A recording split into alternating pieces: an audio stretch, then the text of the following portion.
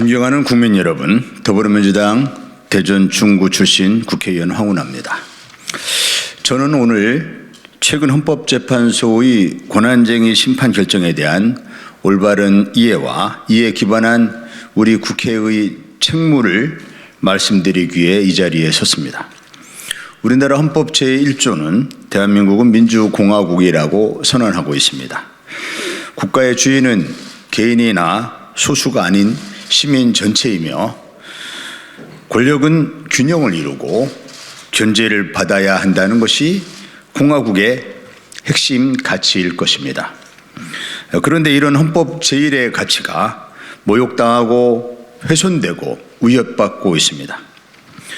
공화주의를 무너뜨리고 있는 일단의 무리는 바로 한 줌도 안 되는 정치검사들이며 윤석열 대통령과 정부 요직을 꿰차고 있는 과거의 정치검사들입니다. 절대 권력은 절대 부패한다는 명제는 철칙입니다. 한 집단이 얼마나 부패했는지를 보면 그 집단이 가진 권력의 크기를 알 수 있다는 뜻이기도 합니다. 돈봉투 만찬 사건은 검찰의 도덕 불감증을 드러내는 상징적인 사건이었습니다. 정치검사들은 50억 클럽, 김건희 주가 조작 의혹, 대통령 장모의 양평 땅 의혹 등 검찰과 그 가족이 저지른 범죄는 덮고 유우성 씨 간첩 조작 사건처럼 없는 죄는 만들어냈습니다. 트라우마가도 새어나오는 검찰의 부패한 냄새는 코를 찌르지만 이들이 법의 심판을 제대로 받았다는 얘기는 들어본 적이 없습니다. 오히려 그들은 부패한 권력을 고발하고 탄핵하는 시민들을 수사하고 기소하고 패가망신시켜 왔습니다. 이것이 공화주의 대한민국에서 공화국 검찰이라는 자들이 스스럼 없이 저질러온 일들입니다. 문제의 근원은 무소불위의 검찰 권력입니다. 그래서 막강한 검찰 권력 중 수사권을 떼어 분산시키는 것은 헌법 제1조인 공화주의의 원칙을 바로 세우기 위해 반드시 필요한 일입니다. 헌법을 수호할 국회의 임무로서 우리는 지난해 검찰의 수사권을 축소시키는 형사소송법과 검찰청법을 통과시켰습니다. 그런데 일개 법무장관이 공화주의를 지키기 위한 국회의 헌법을 무효로 만들겠다며 권한쟁의 심판을 청구했습니다. 당연한 결과이지만 헌재는 각하를 결정했습니다. 국민 여러분, 이번 헌법재판소의 결정은 헌법적 가치 측면에서 몇 가지 큰 의미가 있습니다. 첫째는 헌법재판소가 자신의 권한을 절제하며 입법자로서의 국회의 권한을 존중했다는 점입니다. 만약 헌법재판소가 국회가 통과시킨 법안에 대해 입법 과정에서의 절차를 문제 삼아 무효 확인을 인용했다면 국회 입법권은 크게 무시됐을 것입니다. 그런 의미에서 현명한 결정을 내린 헌재의 경의를 표하는 바입니다. 둘째는 수사 및 소추는 본질적으로 행정에 속하는 사무이며 행정부 내에서 수사권 및 소추권의 구체적인 조정 배분은 헌법사항이 아닌 입법사항이라는 점을 이번 헌재가 명확하게 했다는 점입니다. 검찰에서 수사권을 완전히 분리해내는 것이 입법사항일 뿐 헌법 가치와 전혀 충돌하지 않는다는 점이 이번 헌재 결정을 통해서 명확해졌습니다. 셋째는 국회에서 통과한 검찰청법은 검사가 직접 수사를 개시할 수 있는 범죄 영역을 축소했다고 인정했다는 점입니다. 이 부분은 다수 의견에 반대 의견을 낸 헌법재판관조차도 다 인정한 내용들입니다. 한동훈 장관의 직접 수사 범위 확대를 위한 시행령은 이런 의미에서 볼 때 법의 취지에 완전히 반한다는 것이 증명됐습니다. 한편 헌재는 권한을 절제하며 국회의 입법 권한을 최대한 존중했지만 집권 여당의 대표라는 분은 헌재를 상대로 정치 재판소니 유사정당 카르텔이니 등의 막말을 쏟아냈습니다.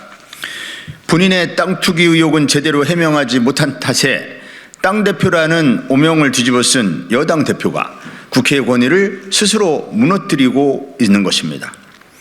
그리고 수사소추권을 국가의 다른 기관들로 옮기는 것이 국회의 권한이라는 점을 이미 4차례나 헌재가 밝혔음에도 수사소추권이 검찰에게 부여된 헌법상 권한이라는 쟁의를 벌여 국론을 분열시켰을 뿐만 아니라 헌법과 국회의 권위를 무시하며 나아가 시행령으로 입법 취지를 무력화시킨 한동훈 법무장관은 응당 그 책임을 지고 마땅히 사퇴해야 할 것입니다.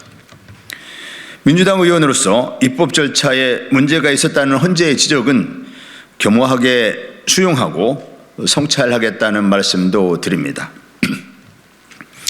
이제 국회의 시간입니다. 지난해 4월 우리 국회는 박병석 전 국회의장이 중재하고 각 당의 원내대표가 합의한 국회의장 중재안을 국민 앞에 내놓았습니다.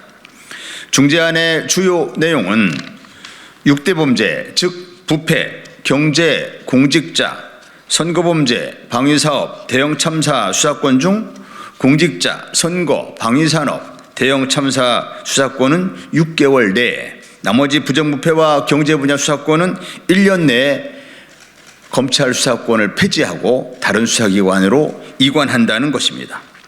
아울러 검찰의 직접 수사권은 한시적이라고 못 박았으며 직접 수사의 경우에도 수사검사와 기소검사를 분리하기로 했습니다.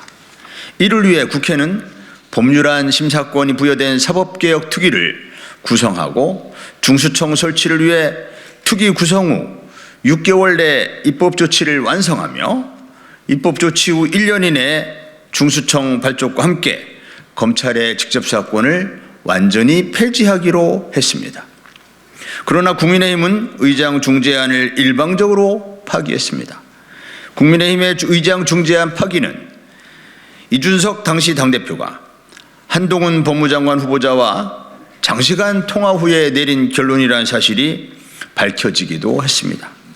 그리고 의장 중재안에서 명기한 수사권 완전 이관의 계획이 빠진 채 국회를 통과한 검찰청법 형사소송법에 대해 한 장관은 의임 입법의 한계를 벗어난 시행령을 만들어 국회의 권위를 무시하고 검찰 개혁을 무력화시키면서 현재 상황에 이르게 되었습니다.